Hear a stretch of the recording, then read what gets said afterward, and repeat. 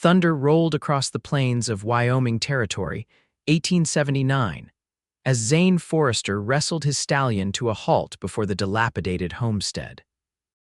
The rain had already soaked through his duster, but it wasn't the storm that worried him. It was the thought of his 6-year-old son alone and terrified in their cabin 10 miles away. "Whoa, easy there, Diablo," Zane murmured, patting the horse's rein-slicked neck as another flash of lightning illuminated the darkened sky.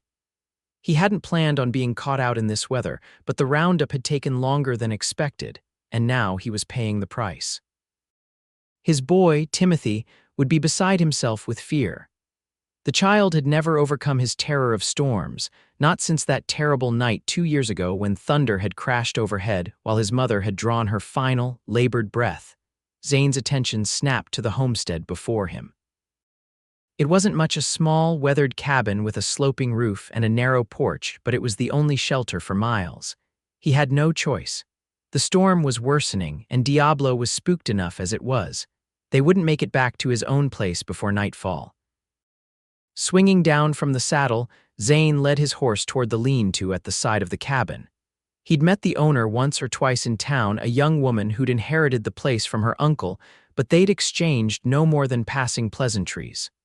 Pearl Johnson, that was her name. Folks said she was as stubborn as they came, refusing all offers to buy her out despite the hardships of running the place alone. As Zane approached the door, guilt gnawed at him. Timothy would be huddled under blankets, eyes squeezed shut against the storm. The boy needed him, and here he was, seeking shelter from a near stranger. But turning back now would be foolhardy at best, deadly at worst. He raised his fist and knocked firmly on the wooden door. After a moment, it creaked open, revealing a young woman with wary eyes and a shotgun held loosely in her hands. Her chestnut hair was pulled back in a practical braid, wisps escaping to frame a face that was striking rather than conventionally pretty. She wore a simple calico dress, its hem slightly mudded, suggesting she'd been working outside before the storm hit.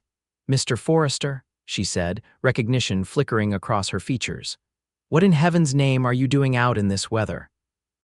"Miss Johnson," he replied, removing his soaked hat.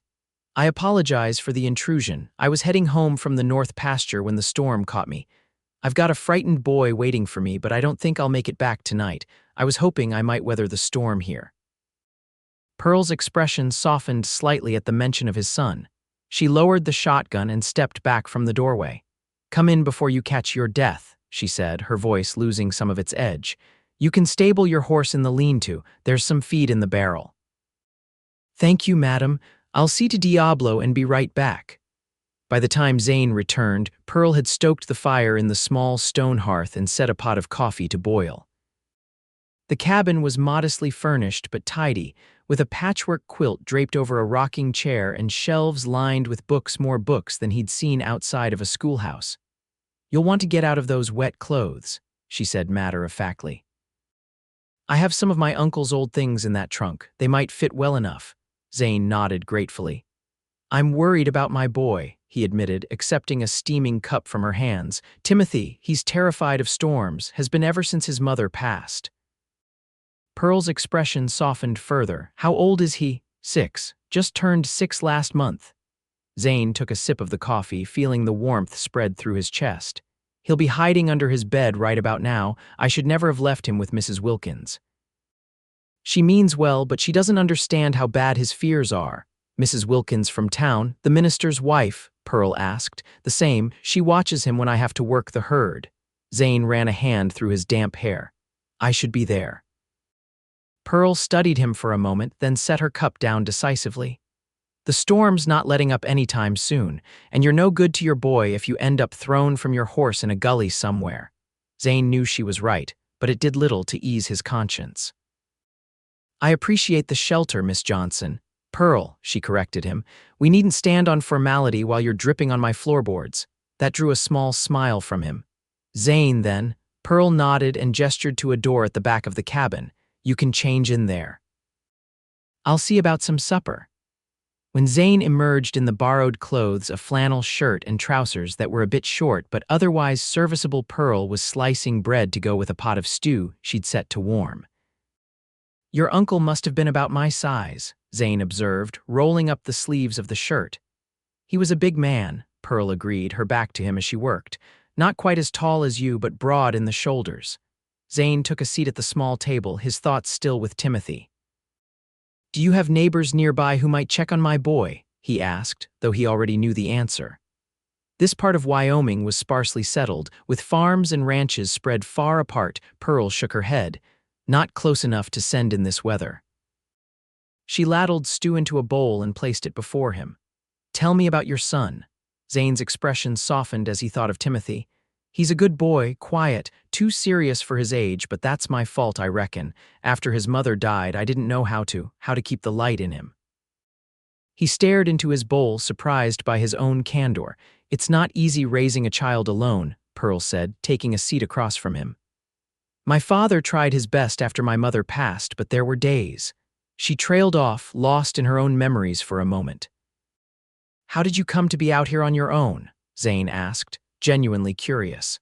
It was unusual for a young, unmarried woman to be running a homestead independently. Pearl's chin lifted slightly. My uncle left me this place when he died last year. Everyone expected me to sell, but I'd spent summers here as a girl. I know how to work the land. Her eyes met his defiantly, as if she expected an argument. Instead, Zane nodded. I've seen your fields. You're doing well with the place. Surprise flickered across her face, followed by a small smile that transformed her features. Thank you. It hasn't been easy, but it's mine. She hesitated before adding, I understand wanting to make your own way, to prove you can do what others think you can't. The conversation flowed more easily after that. As they ate, Zane found himself sharing stories of his cattle ranch and the challenges of raising a boy who preferred books to broncos. Pearl spoke of her struggles to be taken seriously by the merchants in town and her plans to expand her vegetable garden come spring. Outside, the storm continued to rage. Each crash of thunder made Zane wince. Thinking of Timothy, Pearl noticed his distress. Tell me more about your son's fear, she said gently. Has he always been afraid of storms? Zane shook his head. It started when his mother died. There was a terrible storm that night, thunder so loud it shook the windows. Caroline was already weak from the fever, and when the final moments came, he swallowed hard. Timothy was in the room. He shouldn't have been, but he'd slipped away from the neighbor who was watching him. He saw everything. Now every storm brings it all back to him. Pearl's eyes filled with sympathy. The poor child, and you haven't been able to ease his fears. I've tried everything I can think of. Distractions, promises that the storm can't hurt him, even staying up all night with him. Nothing works. He just trembles and cries until he's exhausted himself to sleep. Zane's voice was heavy with a father's helplessness. My father had a way with fears, Pearl said thoughtfully. When I was frightened, he would tell me stories, not just any stories, but ones that gave the frightening thing a different meaning. He made the wind into a dancer and the creaking house into a ship at sea. Zane looked at her with newfound interest. And it helped, Pearl nodded. It did. Fear needs darkness and mystery to grow. Shed some light on it, give it a shape you can understand, and suddenly it's not so terrifying anymore. I'm not much of a storyteller, Zane admitted. Perhaps you haven't found the right story yet, Pearl suggested. The conversation might have continued, but a particularly violent gust of wind rattled the windows, followed by the sound of something falling outside. Pearl rose quickly. The lean-to, she said, concern in her voice. I've been meaning to reinforce that roof. Zane was already on his feet. I'll check on the horses. Not alone, Pearl insisted, reaching for her oilskin coat. That's my property, and I won't have you risking your neck for it without me. Together they ventured into the storm. The rain had lessened slightly, but the wind had strengthened, driving the drops horizontally. They found that a section of the lean-to's roof had partially collapsed, though fortunately not over where Diablo and Pearl's mare were stabled.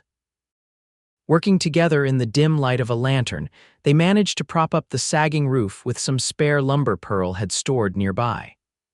Zane was impressed by her competence and strength as they wrestled the heavy beams into place. You handle yourself well in a crisis, he remarked as they made their way back to the cabin, soaked once more despite the brief respite in the rain.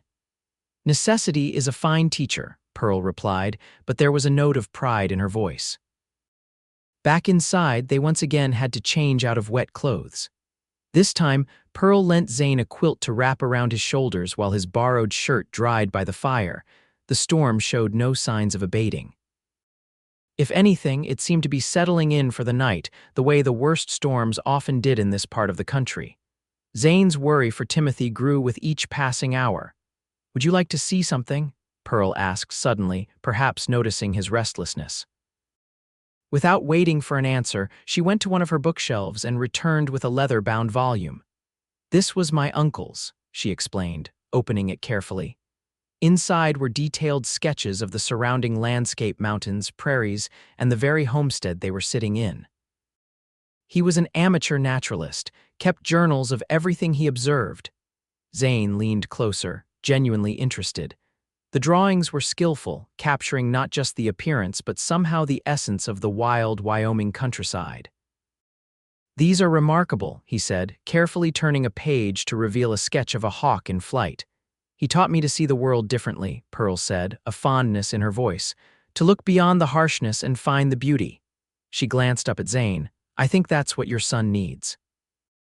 Not to pretend the storm isn't frightening, but to see it as something more than just frightening." Zane met her gaze, struck by her insight. "You sound like you've given this some thought." Pearl's cheeks colored slightly. "I've overstepped, I apologize." "No," Zane said quickly, "you haven't. I'm grateful for any advice. I've been fumbling in the dark for 2 years now." Their conversation continued late into the night. The storm eventually began to ease, but by then it was well past midnight, and Zane knew it would be foolish to set out in the darkness. "You should get some rest," Pearl said, stifling a yawn. "You can take my bed, I'll use my uncle's old room." Zane shook his head firmly. "I've imposed enough, I'll sleep here by the fire." Pearl looked like she might argue but then nodded. "Very well, there are extra blankets in the chest." She retired to her room, leaving Zane to make a pallet near the hearth. Despite his exhaustion, sleep eluded him. His thoughts kept returning to Timothy, alone and frightened. What kind of father was he to be caught out like this? Caroline would have known what to do. She always knew how to soothe their son's fears. Sometime later, Zane was startled from his troubled thoughts by the sound of Pearl's door opening. She emerged, wrapped in a shawl over her nightdress, her hair loose around her shoulders. "You're still awake," she observed softly. "Can't seem to quiet my mind," Zane admitted. Pearl nodded in understanding and moved to the rocking chair. "When I can't sleep, I read," she said, picking up a book from the side table, "or I look at the stars, but that's not an option tonight." "What do you read?" Zane asked, sitting up on his makeshift bed. "Everything I can get my hands on. History, poetry, novels from back east." She smiled a little sheepishly. "The freight wagon brings me books along with supplies. The driver thinks I'm peculiar, but he doesn't comment." "I don't think it's peculiar," Zane said. "Just unusual out here where most folks are too tired at the end of the day for anything but sleep." "And what about you, Mr. Forrester? Do you read?" "Not as much as I'd like. Timothy does, though, devours books like they're candy. His teacher says he's reading at a level well beyond his years." Pride was evident in his voice, and Pearl smiled in response. "You should be proud. A love of learning will serve him well, no matter what path he chooses." "If he survives tonight without his father," Zane said, his worry resurfacing. Pearl regarded him thoughtfully. "Tell me about the first time you realized he was afraid of storms." Zane was surprised by the question but found himself answering. "It was about a week after the funeral. There was a thunderstorm, not nearly as bad as the one the night Caroline died, but bad enough. I found him under his bed, shaking so hard I thought he might break. When I tried to pull him out, he screamed like I was hurting him, though I swear I was as gentle as could be." "What did you do?" "The only thing I could think of. I crawled under there with him and held him until the storm passed. We stayed under that bed all night. He never really slept, just sort of. Collapsed from exhaustion toward morning." Pearl's expression was soft in the firelight. "You're a good father, Zane." "A good father would be there now," he countered. "A good father also knows when pushing forward would put himself in danger," she replied firmly. "You made the right choice tonight, even though it was hard." Her words eased something in him, a knot of guilt he'd been carrying not just since the storm began but for much longer. "Thank you," he said simply.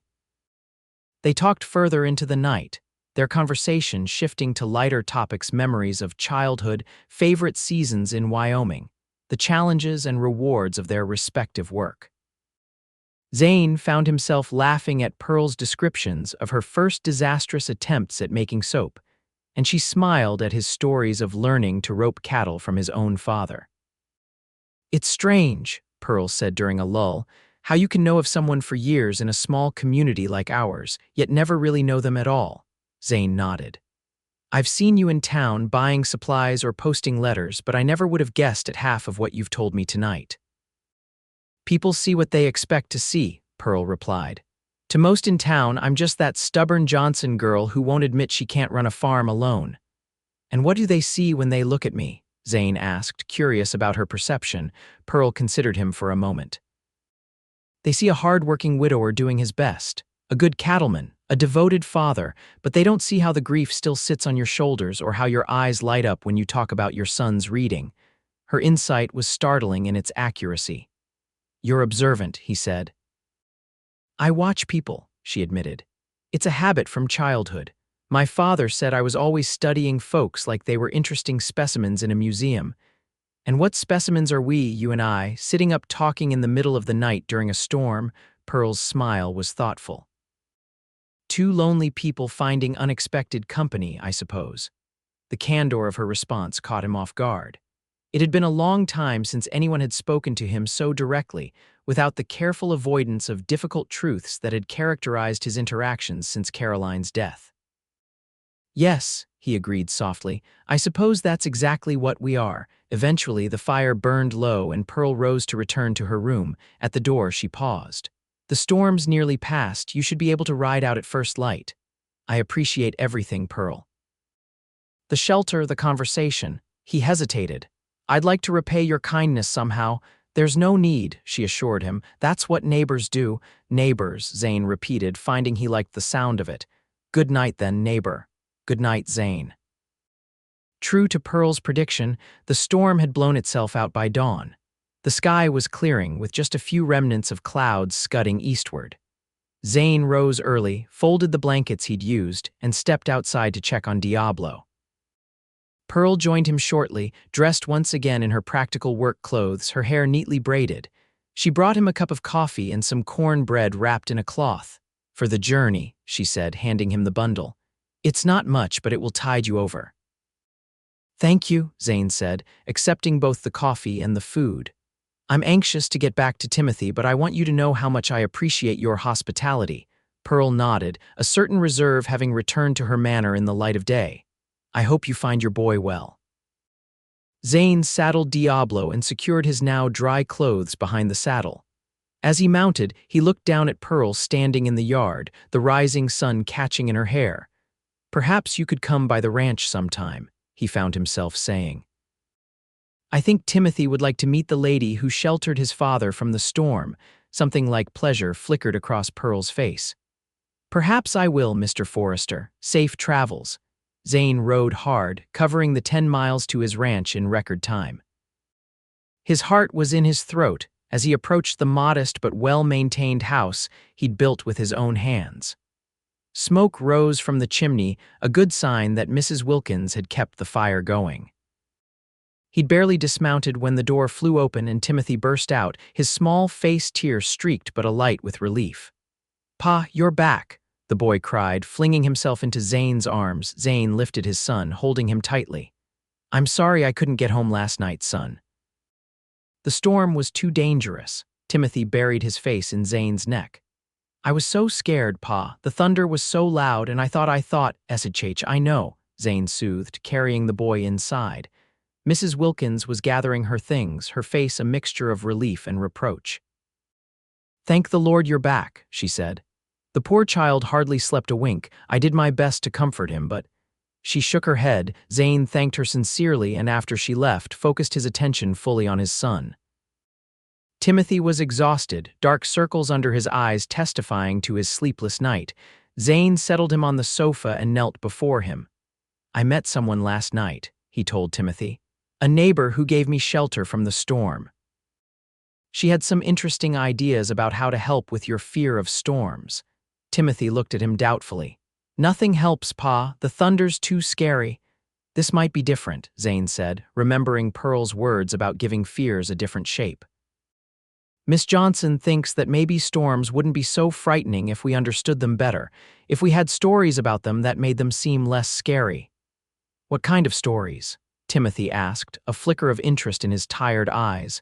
"I'm not sure yet," Zane admitted. "But I thought maybe we could ask her. Would you like that, if Miss Johnson came to visit someday soon?" To Zane's surprise, Timothy nodded. "Is she nice?" "Very nice," Zane assured him, "and she has more books than I've ever seen in a private home." That sealed it for Timothy. "Can she come soon?" Zane smiled. "I'll ride over in a day or two and ask her properly." Over the next week, Zane found his thoughts returning often to Pearl. There had been something about that night, the ease of their conversation, the understanding in her eyes that had awakened feelings he'd thought long buried with Caroline. It unsettled him, this sudden awareness of another woman, yet he couldn't deny his desire to see her again. True to his word, he rode to Pearl's homestead the following Saturday. He found her in the garden, kneeling among rows of vegetables, a wide-brimmed hat shielding her from the sun. She looked up at the sound of approaching hoofbeats, shading her eyes with a gloved hand. Recognition dawned, followed by a smile that made Zane's heart beat a little faster. "Mr. Forrester," she greeted him, rising and brushing dirt from her apron. "How is your boy?" "Recovering from his fright," Zane replied, dismounting, "and eager to meet you if the invitation still stands." Pearl removed her gardening gloves. "Of course, I'd be happy to meet him." "I was thinking," Zane continued, suddenly feeling strangely nervous, "perhaps you might join us for Sunday dinner tomorrow, if you're not otherwise engaged." Pearl looked momentarily surprised, then pleased. "I'd like that very much. What time shall I come?" They settled on noon, and Zane found himself lingering, helping Pearl with some heavier garden work before finally taking his leave. As he rode home, he realized he was smiling the first genuine smile in longer than he could remember. Timothy was excited about their guest. He helped Zane clean the house, asking questions about Pearl all the while. "Does she really have lots of books? What kinds? Does she like stories about knights and dragons? Those are my favorite, Mrs. Parker at school says they're childish, but I don't think so." Zane answered patiently, touched by his son's enthusiasm. It had been too long since Timothy had shown such animation about anything. When Pearl arrived the next day, she came bearing gifts: a jar of honey from her own beehives and a book of illustrated folk tales that had Timothy's eyes widening in delight. "My uncle gave me this when I was about your age," she told the boy as he carefully opened the cover. "It was one of my favorites." Timothy looked up at her with a solemnity that often surprised those who didn't know him well. "Thank you, Miss Johnson. I'll take very good care of it." "I'm sure you will," she replied with equal seriousness, "and please call me Pearl." The dinner was simple: roast chicken, potatoes, and greens from Zane's small kitchen garden, but Pearl praised it warmly. Conversation flowed easily, with Timothy gradually losing his initial shyness and peppering Pearl with questions about her books and her farm. After the meal, they sat on the porch, enjoying the mild spring afternoon. Timothy had gone inside to fetch the book Pearl had brought, eager to show her his favorite illustrations. "He seems to have taken to you," Zane observed, watching his son through the window. Pearl smiled. "He's a remarkable child. You should be proud." "I am," Zane assured her. "Every day, even on the difficult ones." Pearl's expression grew thoughtful. "Have you considered what I mentioned about his fear of storms, about changing the narrative?" "I have, but I'm not sure how to begin." "I'm no storyteller." "Perhaps I could help," Pearl offered, "if you're amenable." Before Zane could respond, Timothy returned with the book, and the conversation shifted to tales of brave knights and clever peasants who outwitted dragons and ogres. It was early evening when Pearl finally rose to leave. Timothy surprised both adults by giving her a quick, impulsive hug before darting back inside. Suddenly shy again, Zane walked Pearl to her wagon. "Thank you for coming. It's been the best day we've had in a long while." Pearl's eyes met his, warm and genuine. Thank you for inviting me. It can get lonely out there, just me and the chickens for conversation, Zane chuckled. Chickens make poor conversationalists, I've found. The worst, Pearl agreed with a smile. She hesitated, then added, I meant what I said about helping with Timothy's fears, if you think it would be appropriate. I would welcome any help, Zane said sincerely. In fact, I was wondering if you might join us again next Sunday. Pearl's smile brightened. I'd like that very much. And so began a new pattern. Each Sunday, Pearl would join them for dinner. Afterward, she and Timothy would often sit together with a book, or she would tell him stories of her own invention, tales of brave pioneers and the wild, beautiful country they inhabited. Zane watched their growing friendship with a mixture of gratitude and something more complicated. Pearl brought a warmth to his home that had been missing since Caroline's death. Her presence seemed to ease a tension he hadn't even realized was there in Timothy, yes, but also in himself. On her fourth visit, as May was turning to June and the summer storms were beginning to gather on the horizons, Pearl broached the subject of Timothy's fears directly with the boy. Your father tells me you don't like thunderstorms, she said gently as they sat in the shade of the big oak tree behind the house. Timothy's expression clouded. I hate them. They're scary. Pearl nodded understandingly. They can be. My father used to say that the things we don't understand are always the scariest. Timothy considered this. I understand storms. Mrs. Parker explained about lightning and thunder at school. But knowing what causes something isn't the same as understanding how to face it, Pearl said. When I was a girl, I was terrified of wolves. I knew they were just animals, but their howls at night made me shake with fear. Timothy leaned closer, intrigued. What happened? My father told me stories about them, not just any stories, but ones that helped me see wolves differently. He told me about how they care for their pups, how they work together as a family to survive. He helped me see that their howls weren't threats, they were conversations, one wolf calling to another to say, I'm here, where are you? Did it help? Timothy asked. Pearl nodded. It did. The howls still made me shiver sometimes, but it was a different kind of shiver, more like excitement than fear. Timothy was quiet for a moment, digesting this. But storms aren't like wolves. They can't care about anything, they just destroy. That's one way to see them, Pearl agreed. But there are others. Would you like to hear a different story about storms? Timothy nodded cautiously. Pearl settled more comfortably against the tree trunk. Long ago, before people built houses and towns, the sky people and the earth people lived in harmony. The sky people were powerful but gentle, sending rain to help the earth people's crops grow. But as time passed, the earth people began to forget to thank the sky people for their gifts. They took the rain for granted and complained when it didn't come exactly when they wanted it. Timothy was listening intently now, his fear momentarily forgotten. The sky people grew sad, Pearl continued. They wondered if the earth people still needed them at all, so they decided to remind the earth people of their power and importance.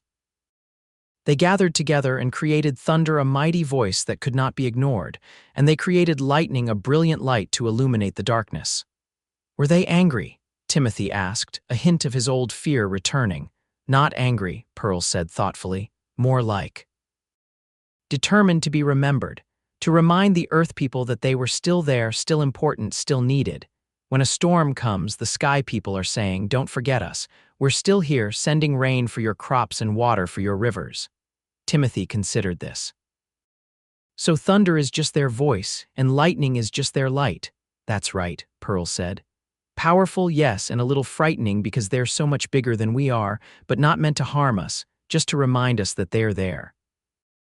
Zane, who had been listening from a short distance away, was struck by the simplicity and effectiveness of Pearl's approach. She hadn't dismissed Timothy's fear or told him he shouldn't be afraid. Instead, she'd given him a different lens through which to view the thing that frightened him.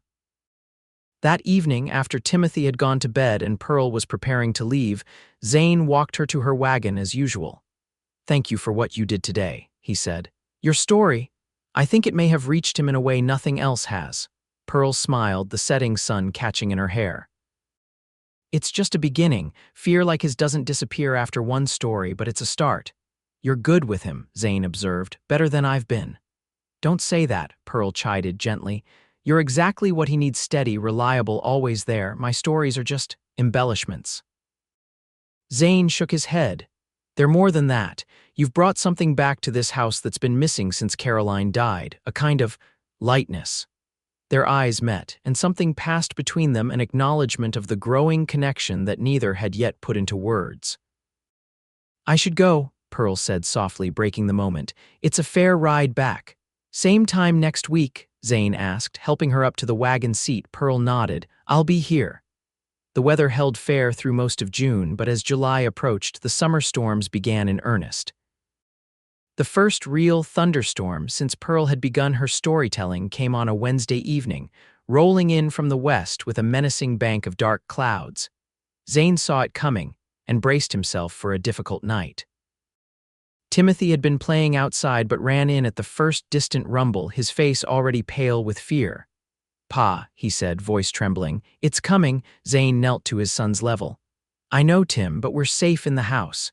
And remember what Pearl told you about the sky people. Timothy nodded, but his eyes were wide with doubt. She's just stories, though, not real. Zane chose his words carefully. The story itself might not be real in the way that you and I are real, but the idea behind it, that storms have a purpose beyond frightening little boys, that part is true. The first crash of thunder made Timothy flinch violently. Zane pulled him close. How about we write Pearl a letter while we wait out the storm? You can tell her about that fox you saw yesterday. The distraction worked briefly, but as the storm intensified, Timothy's fear overwhelmed him. By bedtime, he was a trembling mess, refusing to go to his room where the thunder seemed louder and the lightning flashes more visible through the curtains. Can I stay with you, Pa, please? He begged. Of course, Zane agreed, settling Timothy in his own bed. But sleep was impossible for the boy. Every thunderclap made him whimper, and the brilliant flashes of lightning had him burying his face in the pillow. Nothing Zane said seemed to help, not reassurances, not reminders of Pearl's story, not promises that the storm would pass by morning. Desperate and exhausted, Zane remembered something Pearl had said during one of her visits. Sometimes the only way past fear is through it. Sit with it long enough and it begins to lose its power. Tim, he said softly, I know you're scared. But I'm right here with you and I'm not going anywhere. The storm can't hurt you while I'm here. Promise, Timothy whispered. I promise, Zane said firmly. Now let's try something different. Instead of hiding from the storm, let's listen to it, really listen. Timothy looked doubtful, but when the next rumble of thunder came, Zane said, that one sounded like a wagon crossing a wooden bridge. Did you hear it? Hesitantly, Timothy nodded. And that one, Zane continued when the next, louder crash came, sounded like someone dropping a stack of firewood. Gradually, they made a game of it, comparing the different sounds of thunder to things familiar and unthreatening, a herd of cattle moving across the plain, the blacksmith's hammer on his anvil, a door slamming in the wind. It didn't eliminate Timothy's fear entirely, but it lessened it enough that, sometime past midnight, the boy finally drifted into an exhausted sleep. Zane lay awake beside him, watching the storm gradually move eastward, thinking about Pearl and her quiet wisdom. The next Sunday, Zane told Pearl about their night during the storm. They were sitting on the porch while Timothy napped inside, worn out from helping his father with chores that morning. It wasn't a complete success, Zane admitted. He was still frightened, but less so, I think. We made it through the night without him becoming completely hysterical, which is an improvement. Pearl looked pleased. That's wonderful, Zane. Progress, not perfection, that's what matters. It was your idea that helped, comparing the thunder to everyday sounds. He smiled at her. You have a way of seeing things differently, Pearl returned his smile. My father always said I had an overactive imagination. It drove my mother to distraction, but he encouraged it, said it would serve me well someday. He was right, Zane said. After a moment's hesitation, he added, I'm grateful for the way you've helped Timothy, and for the way you've helped me see things differently too. Pearl's eyebrows rose slightly. Oh, how so? Zane looked out over his land, gathering his thoughts. I've been stuck, I suppose. Since Caroline died. Moving through each day because I had to, for Timothy's sake, but not really living, not looking forward. You've reminded me that there can be more to life than just enduring it. Pearl was quiet for a moment. I understand that feeling, she said finally. After my father died, I came here partly because I didn't know what else to do, where else to go. I was just existing. Then one morning, I saw a meadowlark building a nest in my garden, and I realized I'd been watching the same bird for weeks without really seeing it. That's when I decided to truly live here, not just hide here. Their eyes met, and Zane felt a surge of connection so strong it almost took his breath away. Pearl, but whatever he might have said was interrupted by the sound of the screen door opening as Timothy emerged, rubbing his eyes sleepily. I had a dream about the sky people, he announced, coming to sit on the step at their feet. They were having a party and their dancing made the lightning. Pearl smiled at the boy. That sounds like a wonderful dream. As July progressed, the pattern of Sunday visits continued, but now there were other visits as well. Pearl would sometimes stop by during the week, bringing fresh vegetables from her garden or a new book for Timothy. Zane found reasons to ride by her homestead, offering help with tasks that required strength she didn't have or skills with tools she hadn't yet mastered.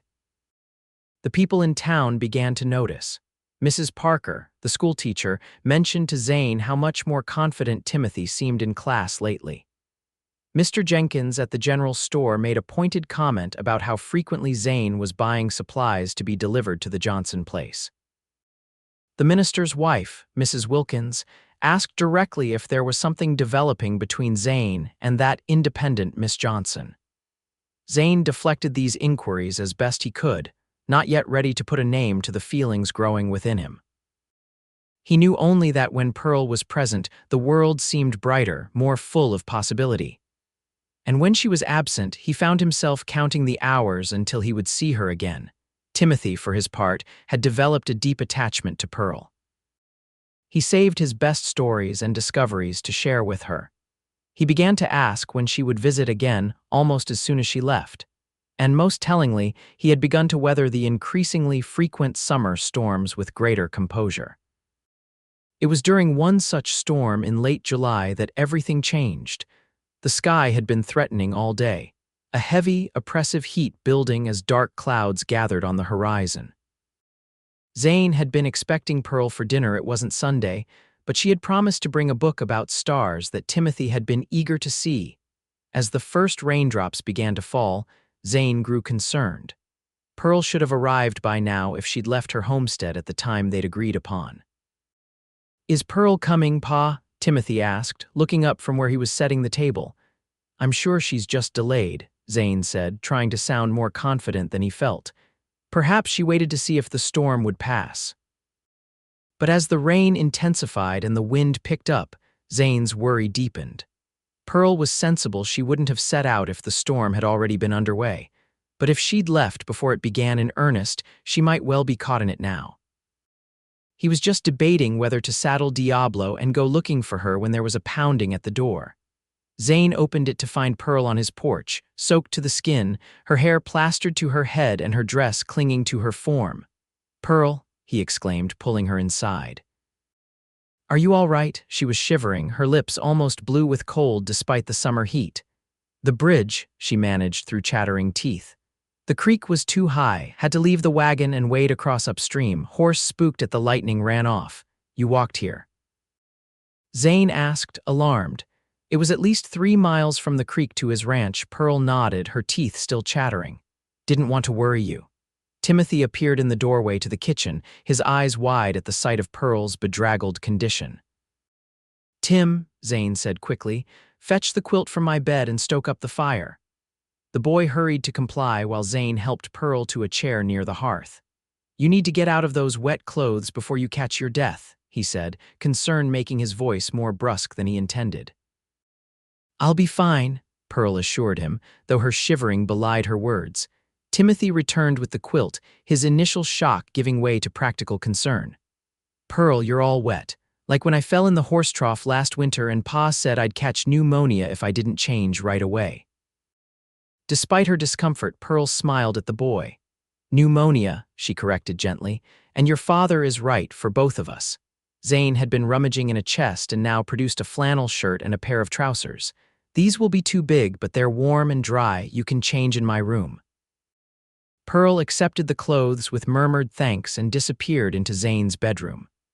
While she was gone, Zane quickly ladled out a bowl of the stew that had been simmering for dinner and set it near the fire to stay hot. When Pearl emerged, she was swimming in Zane's clothes, the shirt sleeves rolled up multiple times and the trousers cinched at the waist with a piece of rope. Her wet hair hung down her back, and she had wrapped the quilt around her shoulders like a shawl. Despite the circumstances, Zane thought she had never looked more beautiful. "Better?" he asked, gesturing to the chair closest to the fire. Pearl nodded, sinking gratefully into the seat. "Much, thank you." Zane handed her the bowl of stew. "Eat, you need to warm up from the inside out." For a few minutes, the only sounds were the crackling of the fire and the steadily increasing drumming of rain on the roof. Pearl ate slowly at first, then with increasing appetite as her body began to warm. Timothy, who had been watching her anxiously, finally broke the silence. "Were you scared, Pearl? In the storm?" Pearl considered the question seriously. "I was concerned," she said. "The creek was higher than I expected, and when my horse ran off, I knew I had a long walk ahead, but I wasn't frightened of the storm itself." "Because of the sky people?" Timothy asked. Pearl's eyes met Zane's over the boy's head. "Partly because of the story, yes, but also because I knew where I was going. I knew your father would be worried if I didn't arrive, and I knew that however uncomfortable the journey might be, there was warmth and safety at the end of it." Zane felt a tightness in his chest at her words. The simple trust in them, the implicit acknowledgement that his home represented safety to her, it stirred something deep within him. Outside, the storm continued to rage. Lightning flashed, followed almost immediately by a deafening crack of thunder that made the windows rattle. Timothy flinched but didn't cry out. Instead, he moved closer to Pearl's chair. "That was a big one," he said, his voice only slightly unsteady. "The sky people must be having a really important conversation." Pearl smiled and made room for him on the armrest of her chair. "Indeed, they must be. What do you think they're saying?" Timothy pursed his lips thoughtfully. "Maybe they're talking about the harvest. If it's going to be a good one this year." "That's as good a guess as any," Pearl agreed. She glanced at Zane. "What do you think, Mr. Forrester?" There was something in her eyes, a warmth, a question, an invitation that made Zane's heart beat faster. "I think," he said slowly, "that they might be celebrating something important that's been a long time coming." Pearl held his gaze, a faint flush spreading across her cheeks that had nothing to do with the fire's heat. That could very well be. The moment stretched between them, full of unspoken meaning. Then Timothy tugged at Pearl's sleeve. "Will you tell me a story, Pearl, about the sky people? It helps when the thunder is really loud." Pearl tore her eyes from Zane's with visible effort. "Of course, Tim, let me think of a good one." As Pearl began to weave a tale about the Sky People's Grand Council meeting, where they decided what kind of weather to send to the earth below, Zane watched her face in the firelight. The easy way she engaged with Timothy, the animation in her expressions, the gentle strength in her voice, all of it confirmed what he had been feeling for weeks now. He loved her. It was as simple and as complicated as that. The realization should have terrified him. It had been so long since he'd allowed himself to feel anything like this. But instead, it filled him with a quiet certainty. The storm showed no signs of abating as the evening wore on.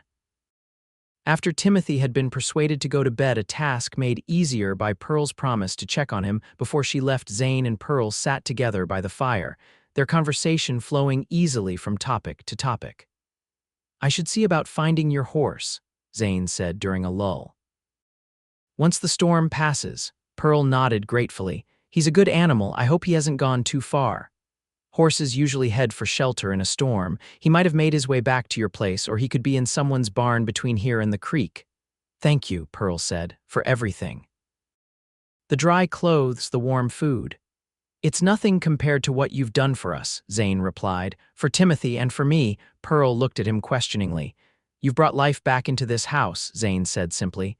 "Before you started visiting, we were just existing, going through the motions. But now Timothy laughs again. He's excited about things. He's learning to face his fears, and I—" He hesitated, gathering his courage. "I've remembered what it's like to look forward to each day." Pearl's eyes shone in the firelight. "I'm glad," she said softly. Your visits have meant a great deal to me as well. My homestead can be lonely, Zane nodded in understanding. It's not an easy life, especially alone. Another crash of thunder rattled the windows and Pearl glanced toward the ceiling. I should check on Timothy. She returned a few minutes later, a tender smile on her face. He's sound asleep. The storm doesn't seem to be bothering him at all. Thanks to you, Zane said. Pearl shook her head. Thanks to both of us. Your patience and understanding have been just as important as my stories. They fell silent, the only sounds the crackling of the fire and the steady drumbeat of rain on the roof. It was a comfortable silence, the kind that exists between people who no longer need to fill every moment with words. Finally, Pearl spoke again. I should go. The rain seems to be lessening. Zane frowned. You can't possibly be thinking of walking back tonight. I can't impose, it's not an imposition, Zane interrupted firmly. You'll stay here, you can have my bed and I'll sleep out here by the fire. Pearl looked like she might argue, but another rumble of thunder, followed by a fresh downpour, settled the matter. Very well, she conceded, but only because I don't relish the idea of another 3-mile walk in the rain. Later, after Pearl had retired to his room and Zane had made up a pallet before the hearth, he lay awake listening to the storm. It was strange, he thought, how something Timothy had always feared had brought such an unexpected gift into their lives. If not for his son's terror of storms, would he ever have thought to seek Pearl's help? Would they have developed this friendship that had come to mean so much to both of them? Life was unpredictable that way, he reflected. The same storm that could frighten a child could also clear the air, water the crops, bring new growth. Perhaps Pearl had been right all along with her story of the Sky People. Perhaps storms, like so many difficult things in life, had purposes beyond what was immediately apparent.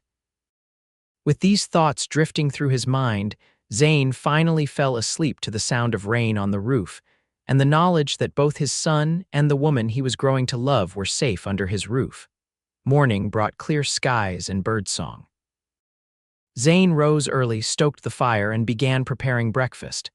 The simple domestic task took on a new pleasure with the knowledge that Pearl would soon join them at the table. Timothy was the first to appear, yawning and rubbing his eyes. Is Pearl still here? He asked immediately. She is, Zane confirmed, ruffling his son's hair. She'll be joining us for breakfast. Timothy's face lit up. Can we have pancakes? Pearl likes pancakes. She told me last time. Zane smiled at his son's eagerness to please their guest. Pancakes it is. Pearl emerged as Zane was flipping the first batch. She had put her own clothes back on, though they were still somewhat damp, and had braided her hair in her usual practical style. But there was a softness in her expression as she greeted them both that made Zane's heart skip a beat. You didn't have to go to such trouble, she said, seeing the breakfast preparations. Timothy insisted, Zane replied with a smile. He remembered that you like pancakes. Pearl turned to the boy with genuine pleasure. You have an excellent memory, Tim. And you're right, pancakes are my favorite breakfast.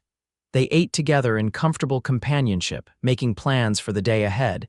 Zane would help Pearl retrieve her wagon from the creek and search for her horse. Timothy, much to his disappointment, would stay with Mrs. Jenkins in town while they were gone, but I want to help find Pearl's horse, he protested. Another time, Zane promised. Today might involve some difficult terrain and I need to know you're safe. After breakfast, they set out first to town to drop off Timothy, then to the creek where Pearl had abandoned her wagon. The summer sun had already dried the roads considerably, though the creek itself was still running high and fast. It was even higher last night, Pearl observed as they surveyed the scene. I'm glad I decided not to try crossing with the wagon. The wagon itself was undamaged, though one wheel was stuck in mud up to the axle. Working together, Zane and Pearl managed to free it, using branches under the wheels for traction. Where do you think your horse might have gone? Zane asked once the wagon was on solid ground again. Pearl considered. There's a stand of cottonwoods about half a mile that way, she said, pointing west. They provide good shelter. He might have headed there. They found the gelding exactly where Pearl had predicted, grazing contentedly among the trees as if he hadn't caused any concern at all. He came willingly when Pearl called, nosing her pockets for treats. "You've had an adventure, haven't you?" she said, stroking his neck, "leaving me to walk all that way in the rain." "All's well that ends well," Zane observed, helping Pearl secure the horse to the wagon. As they worked side by side, their hands occasionally brushing, Zane found himself acutely aware of her presence, the scent of her hair, the graceful efficiency of her movements, the sound of her voice. It was as if his realization of the previous night had heightened all his senses where she was concerned. Once the horse was hitched and the wagon ready to travel, they should have set off immediately. But Zane found himself reluctant to end their time alone together. "Pearl," he said, the name feeling significant on his tongue, "there's something I've been wanting to say." She turned to face him, her expression open and expectant. "Yes," Zane took a deep breath. "These past months since you've been coming to visit us, they've meant more to me than I can say. Timothy adores you, and I—" He hesitated, then plunged ahead. "I've come to care for you deeply." Pearl's eyes widened slightly, but she didn't look away. "I care for you too, Zane, both you and Timothy, more than I expected to." Encouraged, Zane continued, "I know it hasn't been that long, and perhaps this is too forward of me, but I can't help feeling that there's a reason we've been brought together this way, that perhaps we were meant to find each other." A soft smile curved Pearl's lips. "I've had the same thought," she admitted. "When I'm with you and Timothy, I feel at home in a way I haven't since my father died, like I've found where I belong." Zane moved closer, drawn by the warmth in her eyes. "I don't want to rush things," he said. "I know we both have responsibilities, lives we've built independently, but I'd like us to consider a future together." Pearl's smile deepened. "I'd like that very much." Zane reached for her hand, enclosing it in his own. It was a simple touch, but it felt monumental, the first deliberate contact between them that acknowledged this new understanding. "May I write to you formally?" he asked, suddenly feeling as awkward as a schoolboy. "Call on you properly, not just for Timothy's sake."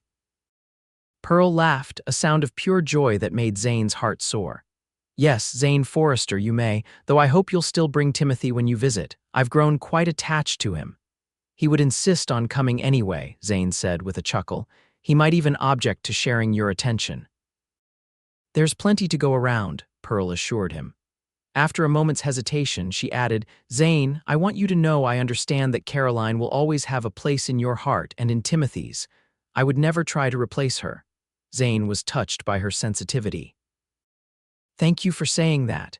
She was a wonderful woman and a loving mother, but I've come to believe that the heart has an infinite capacity for love. Caring for you doesn't diminish what I felt for her, it just proves that life can go on, that happiness is still possible." Pearl's eyes shone with emotion. "That's a beautiful way to think of it." They stood together for a moment longer, hands clasped, the morning sun dappling through the cottonwood leaves around them.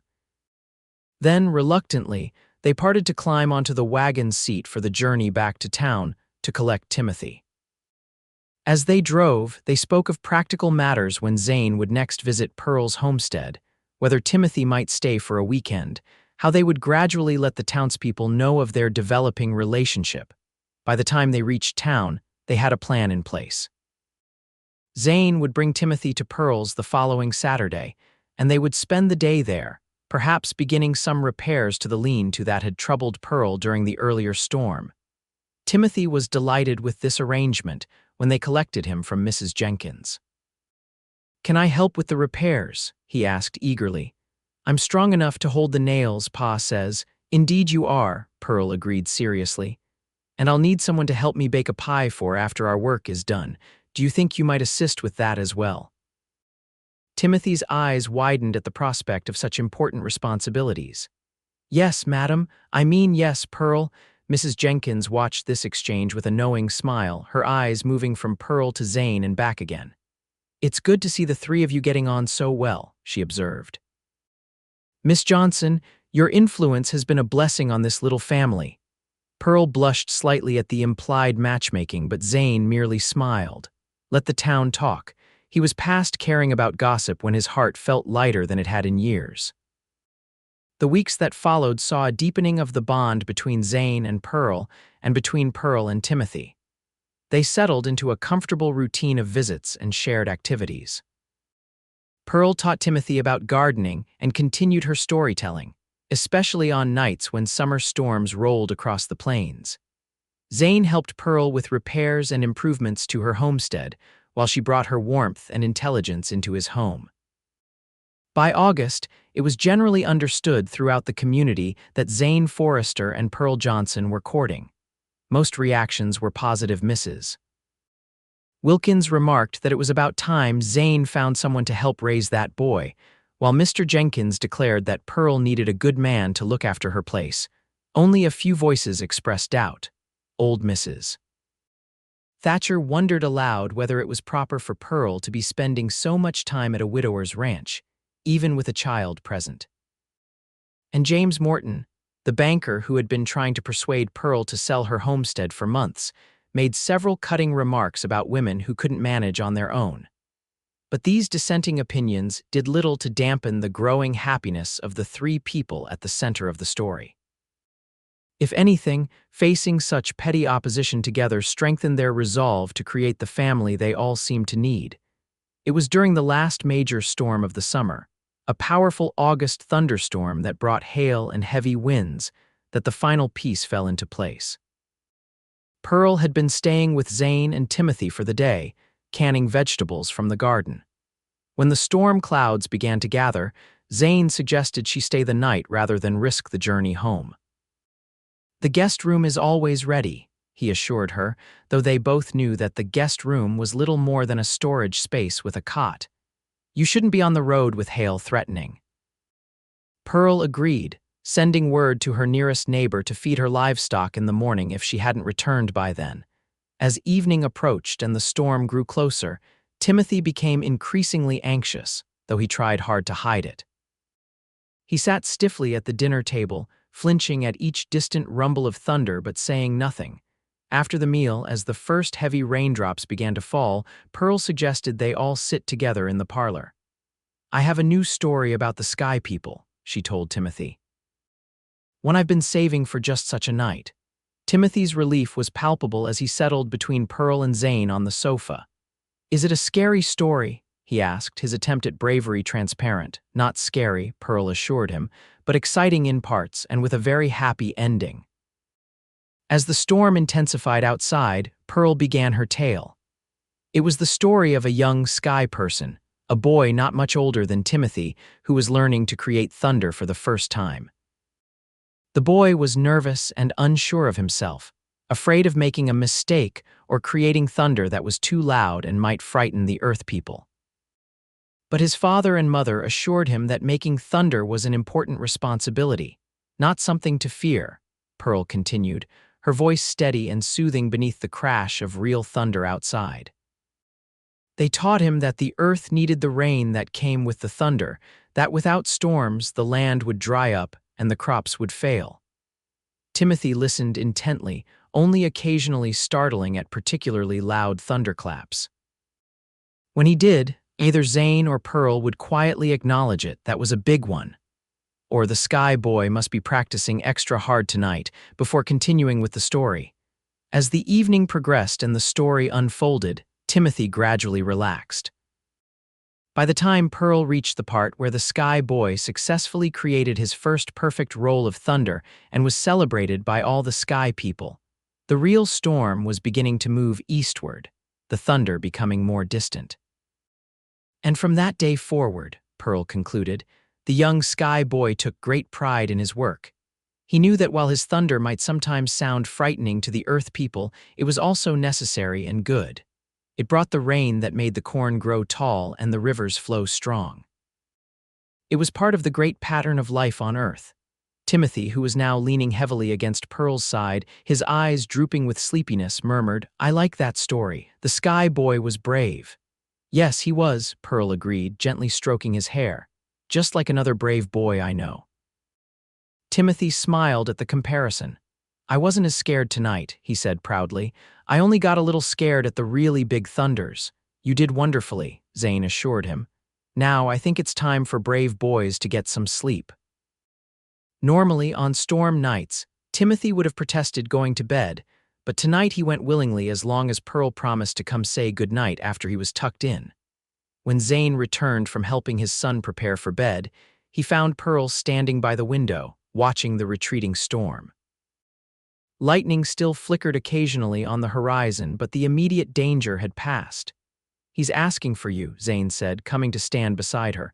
"He won't settle until you've said goodnight." Pearl turned to him with a smile that made his heart swell.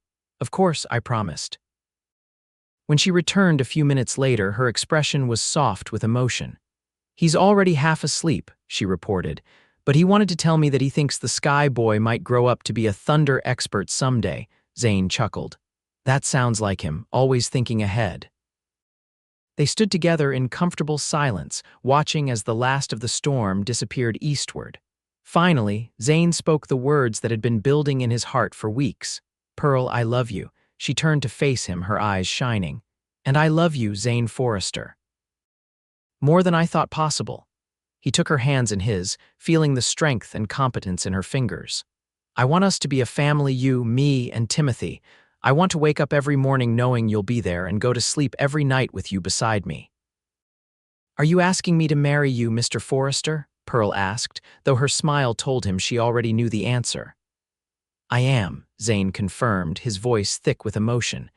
"Will you, Pearl Johnson, do me the great honor of becoming my wife and Timothy's mother?" Pearl's answer was a single, heartfelt word: yes. Their wedding took place in October, when the fall harvest was in and the golden light of autumn bathed the plains in a warm glow. It was a simple ceremony at the town's small church, followed by a celebration at Zane's ranch, soon to be their shared home. Timothy, beaming with pride, stood beside his father throughout the ceremony. When the minister pronounced Zane and Pearl husband and wife, the boy was the first to cheer, his earlier shyness forgotten in the joy of the moment. That evening, after the guests had departed and Timothy had finally been persuaded to go to bed, Zane and Pearl sat together on the porch of their home, watching the stars emerge in the clear night sky. "Happy?" Zane asked, his arm around his new wife's shoulders. Pearl leaned into his embrace. "More than I ever imagined possible, and you, complete," he replied simply. "For the first time in years, I feel like our family is whole again." Pearl was quiet for a moment, then said, "There will still be storms, you know, both literal and figurative. Life doesn't become perfect just because we've found each other." Zane nodded. "I know, but we'll weather them together, and if Timothy gets scared, you'll tell him stories until he falls asleep. And if I get scared, because men do get scared, though we don't always admit it, you'll remind me to see things differently, to look for the purpose behind the pain. And if I get scared," Pearl added, "you'll be my steady rock, just as you've been for Timothy. The man who keeps going, who never gives up, who always finds a way forward." They sealed this promise with a kiss, soft and sweet in the starlight. As if on cue, a distant rumble of thunder sounded on the horizon, a late autumn storm approaching from the west. Pearl smiled against Zane's lips. "It seems the sky people are celebrating with us." "Let them," Zane replied, drawing her closer. "Their thunder doesn't frighten us anymore." And as the storm approached and the first drops of rain began to fall, they remained on the porch, sheltered in each other's arms, watching nature's display with appreciation rather than fear. Inside, Timothy slept peacefully, secure in the knowledge that he was loved and protected by both his father and his new mother. The storms would come and go, as they always had. But now, instead of bringing fear and painful memories, they would serve as reminders of the night a lonely cowboy sought shelter for himself and his frightened boy, and found instead a woman who would change their lives with her stories and her love.